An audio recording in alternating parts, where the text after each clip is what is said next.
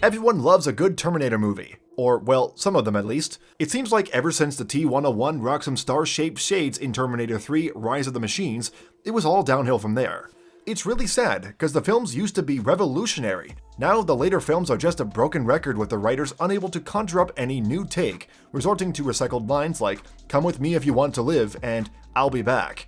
They really do lack the standards of the first two installments. The Terminator was a revolutionary, record-breaking sci-fi thriller, which was followed by none other than its big-budget sequel, Terminator 2: Judgment Day, which to this day is dubbed the best sci-fi action film of all time.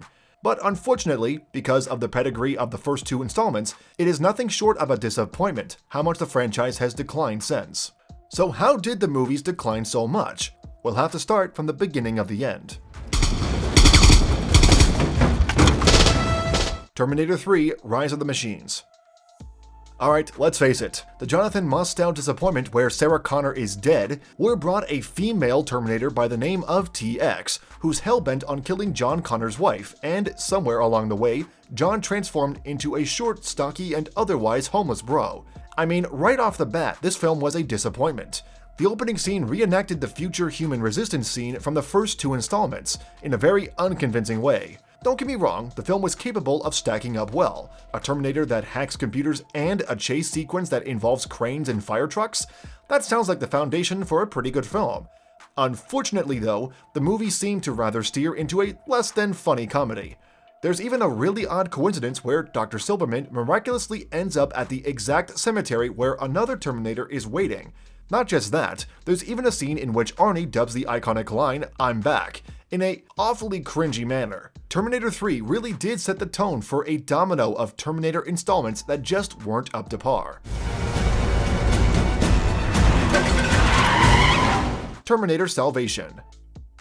This film really did just pull every card, from the cancer in a bald Helena Bonham Carter, a death row prisoner in Sam Worthington, and even an eerie and dusty post-apocalyptic setting filled with mud, downpours, and gung-ho militias. Terminator Salvation was nothing short of a disappointment. For starters, there was a scene with a digital CGI face of Arnold Schwarzenegger propped over a body double, and even a scene that featured a cyborg motorcycle, better known as Moto Terminator.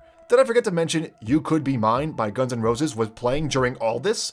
The bleak and depressing future we were briefly shown in Terminators 1 and 2 really wasn't something we asked to see getting more screen time, or any at all. Judgment Day really wasn't something to revel in, it was one to fantasize about.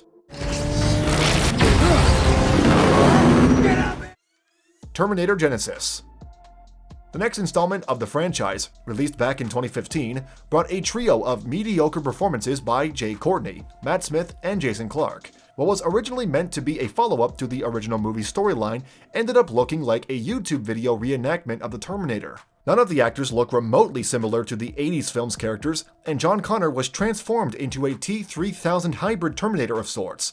Even worse, Sarah Connor's backstory was changed completely. She now is raised by a Terminator. It's safe to say that the overall tone of the film is anything less than amateur, as it seemed like it was just trying really hard to remake and continue the first movie. Now, Sarah! Terminator: Dark Fate. The latest installment to the franchise, released in 2019, was directed by Deadpool's Tim Miller. Similarly to Genesis, Dark Fate really tried to ignore all the films that came before it, really trying to follow up from Terminator 2. This was a bold step for the creators of this film, considering Genesis's fail. Again, this film rendered an opening scene that really made the original first two installments null and void. You'd think that a storyline sequel like this one would take inspiration from its predecessor and build on it. But instead, the majority of the film was spent referencing the first two films when it comes to dialogue and storyline. For some reason, it feels like this film ditched all sense of cunning ideals that the first few films accomplished. For example, a character in this film suggested placing a smartphone into foil crisp wrapping to mask its signal. That just doesn't make for an interesting scene. It just dragged down the rest of the film from there. Not to mention how, all of a sudden, a hybrid human can now go face to face with a cyborg killer hunk of metal just by swirling around a chain like a 1950s biker. Steering away from the plot and lack of creative writing, the actors, which include the likes of Arnold Schwarzenegger again, all unfortunately provided really unconvincing, disappointing performances. It really became sad how this, being the latest and probably the last installment of this beloved franchise, brought us up to, in 2019, such a low point.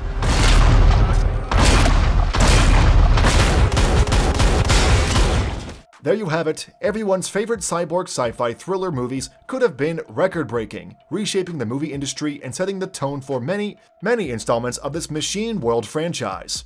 Over the course of the years with each installment, it began to feel as if the Terminator franchise had given up on keeping things fresh and instead trying to lean on nostalgia that turned out to be disappointing reenactments of plots and writing that the first two movies had already done, and couldn't be redone.